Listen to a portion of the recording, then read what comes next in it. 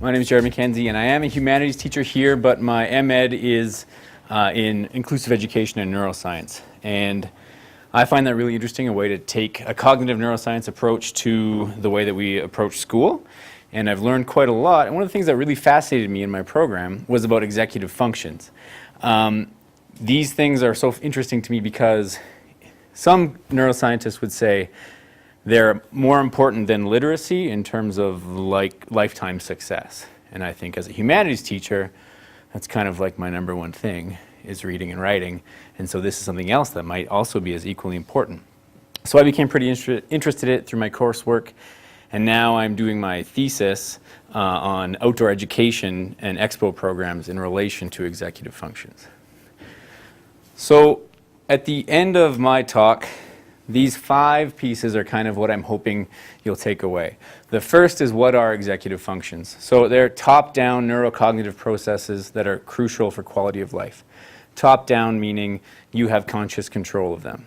So for example, you are all listening to me, or looking like you're listening to me, which you're showing top-down control of response inhibition. If there was a loud noise at the back of the room, you would all be startled, and that would be a bottom-up stimulus, because your body's showing attention to something that you're not controlling, just that noise makes you listen to it. So number 1 piece is that they're top-down neurocognitive processes that are really, really important.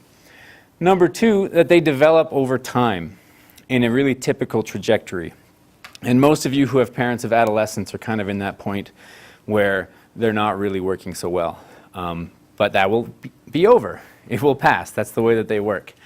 Number 3, they can be improved at any point, at any age. You can improve executive functions, even in your 70s, even as a young child. They can be indirectly supported by things like mindful exercise, positive social relationships, and general good health. Healthy people have stronger EFs. Conversely, they can be indirectly harmed by things like sadness, stress, toxic stress especially, loneliness, and general poor health. All of these things are really intertwined. So, the first part, what are the executive functions? I like a 3-factor model. There's quite a few models of executive functions because some researchers just are like, well, I don't know what this thing is, so I'm just going to fit it in as an EF. And that's really not accurate. There's empirical evidence for all 3 of these things, and they lead to a bunch of other pieces that we would consider like a higher order executive function, like planning or problem solving, or the whole psychological construct of fluid intelligence. That's all related to this. These are all also really interrelated. So it can be hard to determine what's working memory and what's response inhibition, because they go hand in hand. And that's a challenge with determining how best to improve EFs. So the first one, working memory, the misconception is that working memory is just being able to hold information in mind, like I can memorize a phone number. That's more like short-term episodic memory. Working memory is you can hold information in mind and you can manipulate it in some way. So you're listening to me talk and thinking maybe of your own experience, like, okay, that's different than what I've heard or something else. That's actually a performance of working memory. The second one, response inhibition, which is controlling one's behavior according to your context. And that's a tough one with adolescents, that's for sure. And then the last one, which is cognitive flexibility. So being able to change your approach based on how your context is changing. So here are some examples of what we see in school for a working memory task. First of all, mental math, that's all working memory. Reading comprehension, working memory, because you are reading and remembering what the last sentence was and relating to how that relates to the story. Listening to multi-step instructions, synthesizing information. Basically almost everything we do that's like a non-academic task is a working memory task, because that's a big piece of school. If you were to visit a psychologist or a lab and they would test your working memory, they could do things like a Corsi block test, which is where a instructor would tap blocks in a certain order and you'd have to repeat it in a different way. Reverse digit span test, so you'd be given a list of numbers and you would have to rearrange them in your head sequentially. Woodcock-Johnson, the Whisk, and the Wyatt, those are all achievement or IQ tests that also have elements of working memory as well. Now, response inhibition, which I also will call inhibitory control, I kind of interchange between the two. In school, that's, first of all, attention. So paying attention to something, that's response inhibition, because you're choosing, I'm going to focus on this right now, or I'm going to focus on my friends or my shoes or whatever. Okay, that's response inhibition. Also following social cues, knowing how to act in appropriate times, controlling your impulses throughout the day, generally managing unstructured time.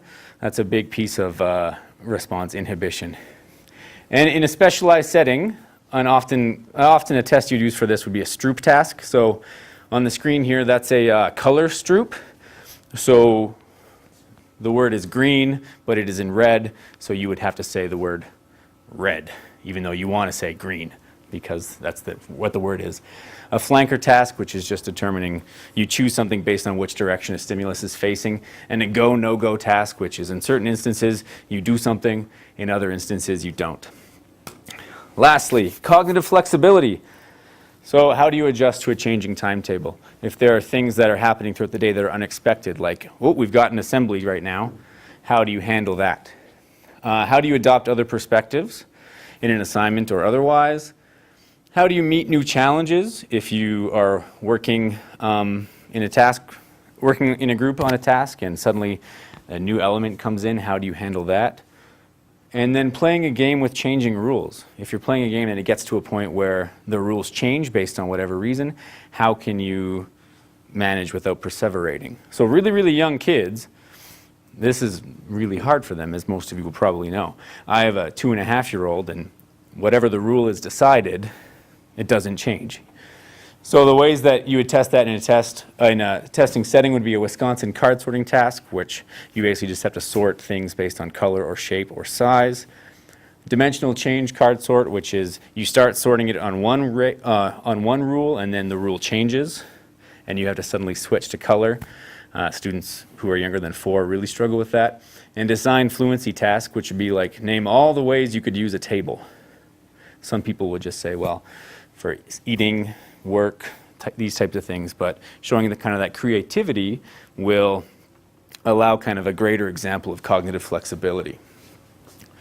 As I said earlier, each of these 3 core tasks, working memory, inhibitory control, and cognitive flexibility also lead to these higher order tasks or functions like reasoning, problem solving, and planning. They also lead to things like self-regulation and emotional regulation and effortful control. So this idea of how you can, as an adult, kind of maintain focus for a longer period of time. And like I said earlier, they do develop over time. They're not something that you just kind of are born with and you have or you don't. They need to be trained, and adolescents and children kind of are at a disadvantage from the get-go in this area. So this is the model of typically how an executive function would work. So on the left-hand side in the neural processes, sensory information will come in, whichever way it is, and kind of gets mediated through the thalamus, which is a part in the kind of the center of your brain, in the brain stem. And then it will be sent up to the prefrontal cortex, which is the part at the front.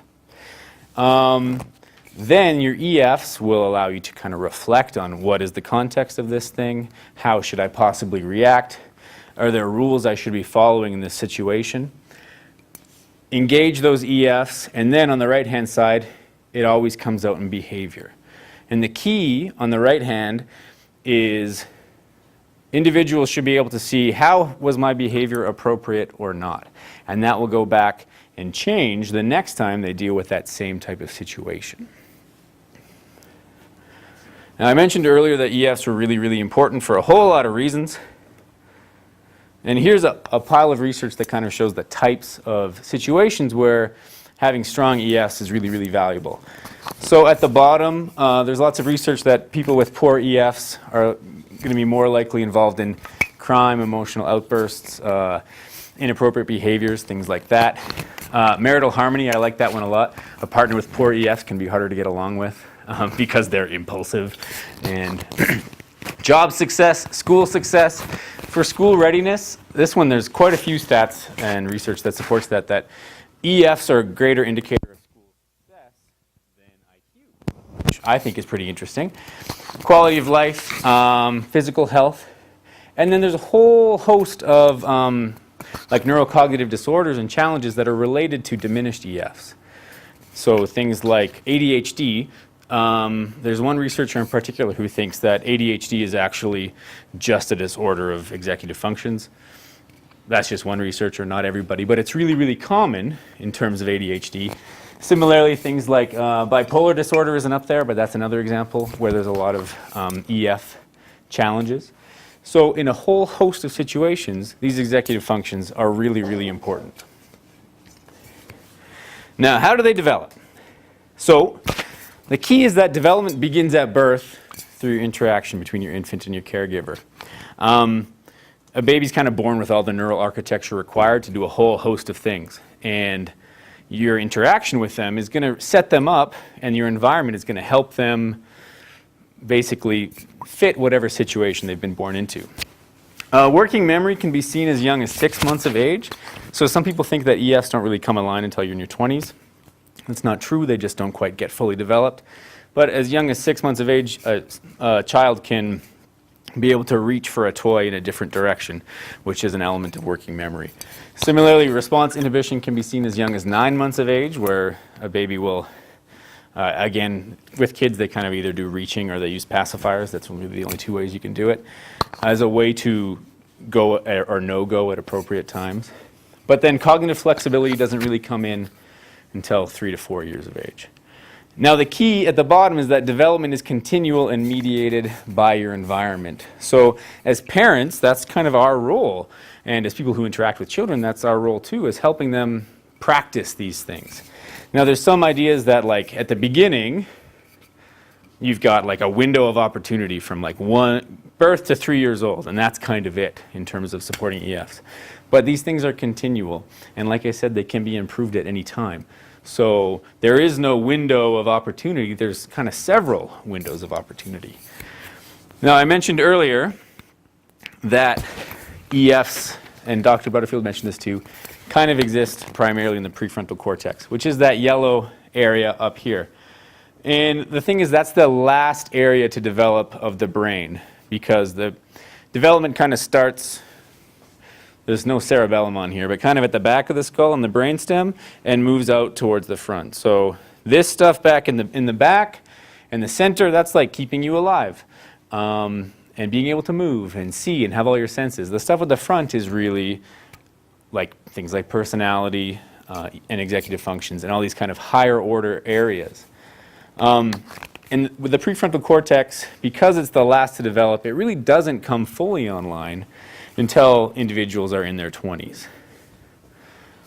If you look here in this little chart, this is like percentage of maturation increments. So a higher number on the chart means there's more brain maturation happening.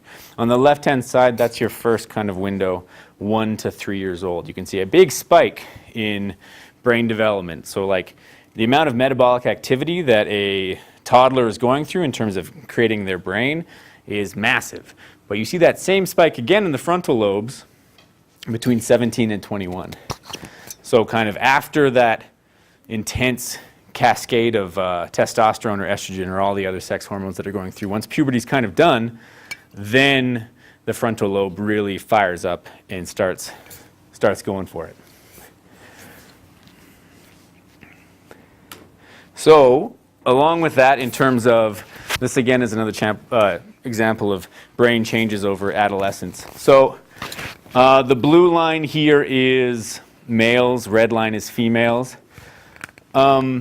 Things to pay attention to, it's age at the bottom there. So at the top you can see that kind of brain volume around 11 or 12, that kind of starts to flatline. So as kids start to enter puberty, their brains get about as big as they're going to get. But gray volume, so gray matter, which is primarily like a bunch of neurons and dendrites and axons that are kind of in your brain, those ones start to drop down also around 11. And that's good, because your brain is basically figuring out what you need and what you don't need. And it starts to prune those things away, which results in the gray volume dropping down. But what changes is the white volume. So what was formerly gray matter gets wrapped in myelin and becomes stronger and more effective. And that increases quite a lot at the same time. So as you're seeing, as a kid is an adolescent, their brain is going through wholesale changes. So when we're talking about the development of EFs, which is happening right here, that's happening at the end of adolescence. But while you have a child in middle school, which is basically everyone here, their brain is fundamentally being rewired because of puberty. So that's an important thing to remember as we're going through these conversations about development. Here's one more example of this. Again, you want less gray matter in your brain. More white matter is better. So on this chart, purple and blue means less gray matter. And you can see at age 20, the brain is like fully mature, is mostly white matter, whereas at age 5, there's a lot more vibrant colors in there, which is primarily white matter. So again, key takeaway here is that the brain is changing throughout adolescence, which makes the EFs even more kind of difficult to help out with, because not only is this area still developing, so is kind of everything else. Which results in, as adults, we activate our executive functions all the time. So, you know, by choosing to respond in appropriate situations, by showing working memory, by being able to demonstrate cognitive flexibility. If you look at functional magnetic resonance imaging studies on adults, basically they have like a more mature activation. They are really efficient with the way that they can approach a working memory problem or do mental math or something like that. Whereas an adolescent, they're kind of just like using as much brain power as they can. It's activated kind of everywhere. With an adult, as you make the questions harder, there's more neural activation too. They're able to access more kind of brain resources. For children and adolescents, they can't do that. They hit a breaking point and then they can't continue. Which, in terms of behavior, means adults make less errors on these things and adolescents make more, which kind of makes sense. So now, the question is, how do we improve EFs for adolescents and adults? And there's not a lot of really good options because most of the research doesn't use like having a blind, so they'll have like one group who gets a treatment and the other group who doesn't get the treatment. They kind of just put all the groups together. But these programs are, there's lots of evidence that they can be really, really effective. So one is called CogMed. Has anybody heard of CogMed before? It's like a computerized brain training program. Sometimes different psychologists will use that. Mindful physical activity, so things like martial arts or yoga, where it's more like, not only are you engaging physically, but you're also like, it's not just running on a treadmill, you're thinking quite seriously. Tools of the Mind programs, or PATHs, which is promoting alternate thinking strategies, and the Chicago School Readiness Project. These are all kind of paid programs that schools can implement to help improve EFs, and they kind of follow like cognitive behavioral therapy strategies. So it's a lot of like identify what's getting in your way and working through that type of thing. Unfortunately, when we talk about improving executive functions, it's tricky because if you have lots of training in, say, CogMed, and you spend a lot of money on CogMed, and your child is working through that every day, they might not get any transfer into a real world. They might be excellent in terms of CogMed, but when it comes to, you know, on a test, they'll be wonderful, and then at school, they will have no impulse control and will just be, you know, talking out of turn, doing all these things that you were trying to support them in. Another key thing is that you can't just activate EFs, you have to challenge them in order to improve. So you can't just rely kind of on the same strategies that you might have used in the past because they need more challenge to kind of continue. Repeated practice is key, and when the practice stops, so do the benefits. And the worst one is that there's no one program that's like, yes, this will be it for everybody. Even CogMed, which is the most widely researched one of these there's some non-responders, some students who you think would be like, this is an ideal candidate for this program, and they show no improvement. But now touching on what Abby had started with, or mentioned, was ways that we can indirectly support EFs. And relationships and attachment are really, really, really important. So individuals who are relaxed, well-fed physically and socially, have emotional needs met, they're in general physical good health, they've got positive relationships, they are going to have stronger EFs. Similarly, people who are lonely, are sad, have toxic stress in their life, they are going to have weaker EFs. And I really like this quote from Adele Diamond, who's a pretty big executive function researcher. It says that a school or corporation that ignores students or employees' emotional, social, or physical needs is likely to find that these unmet needs are going to will work against achieving performance goals. So as teachers, we know that students who are struggling emotionally, they're not quite ready to learn. And as adults too, I know Mr. Wilding, he brought me pizza from Lethbridge today, and until that pizza came, I was so hangry that I was having a hard time putting my presentation together because I needed to have that need be met first before I can kind of engage in the work. So back here to this developing executive functions and this prefrontal cortex. With teens, it's important to understand that in a typically developing teen and an adult, the prefrontal cortex is the thing that's in control. Think of it as like an air traffic controller who's like, this is what's happening now. I can make this all work. But in adolescents and teens, they don't really have that option because their prefrontal cortex isn't in line. What they have is instead the limbic system, which is in control. So limbic system is primarily in the center of your brain again. The amygdala, which is kind of you hear that quite a bit. Amygdala, hypothalamus, the ventricles, these are all areas in the middle of the brain that are responsible for emotional regulation. And we talk about things like your fight or flight response or fear or high intense emotions. That's all mediated by your amygdala. And adolescents are primarily in that mode all the time. Even with adolescents reading facial expressions, because their prefrontal cortex isn't quite working, they might talk to you and be like, why are you mad at me?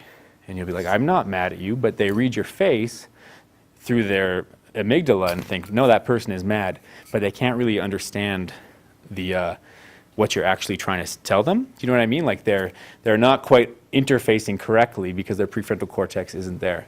What that means for executive functions is you have your neural processes coming in again through your thalamus, but instead of going through your prefrontal cortex, and instead of engaging with your executive functions, your limbic system takes over and basically takes full charge of that.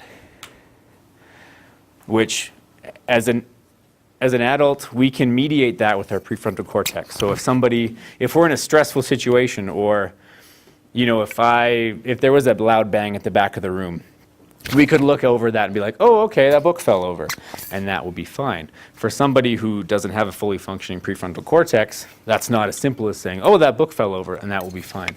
There has to be more steps. And because the limbic system is in control with teens, basically that's one of the reasons why they're kind of constantly seeking out things like risk and pleasure and peers and general bad choices, because that's what's going on in their brain. It's not that their prefrontal cortex isn't developed or it's not going to develop. It's just that the emotional part of their brain is much more strong at that time. So how do we support them in EFs knowing that their prefrontal cortex isn't really there? They've got these emotions that are really wreaking havoc in a whole lot of ways. It's important to think of the adolescent brain as not weaker necessarily than an adult brain, just different. It's just growing, and they need guidance from you and from us. I just touched the mic, sorry. They need guidance because we can help them practice these skills so that they can experience the challenges and the consequences of their decisions, but with a little bit more of a safety net. So allowing them to take on some responsibilities using these things like planning and decision making. And if they forget their laptop, they forget their laptop that day. Let them kind of have that consequence.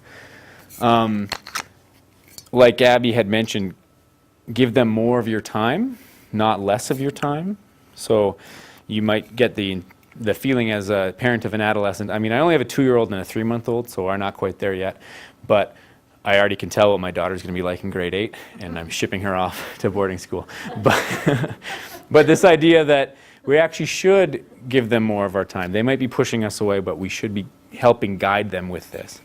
And the last thing, which is advice given to me by a neuroscientist out of Lethbridge, who says, remember, most kids and most adolescents do well.